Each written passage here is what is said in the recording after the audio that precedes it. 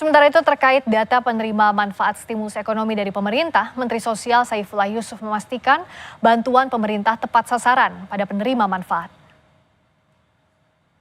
Data yang disajikan oleh DEN pada tahun 2025 berdasarkan sumber estimasi dari Susenas, Kemensos, Kemendikdasmen, dan Nota Keuangan RAPBN tahun 2025.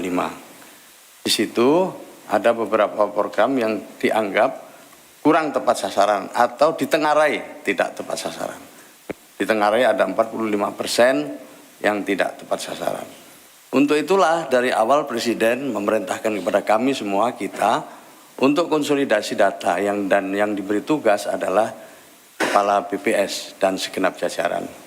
Memastikan bahwa bantuan-bantuan tepat sasaran ini sungguh-sungguh sudah mulai dilaksanakan.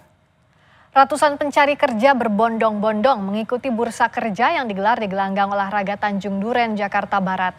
Tak hanya lulusan baru, sejumlah pencari kerja usia 40 tahun ke atas pun mengadu peruntungan untuk mendapatkan pekerjaan. Sejak Selasa pagi, antrean pencari kerja mengular di halaman Gor Tanjung Duren, Grogol Petamburan, Jakarta Barat. Mereka mencari peluang kerja dalam Job Fair Jakarta Barat 2025 yang digelar oleh Pemkot Administrasi Jakarta Barat. Bursa kerja ini digelar selama 2 hari hingga 4 Juni 2025. Yang menarik, tak hanya lulusan baru, pencari kerja berusia di atas 40 yang pernah merasakan dunia kerja pun ramai beradu nasib.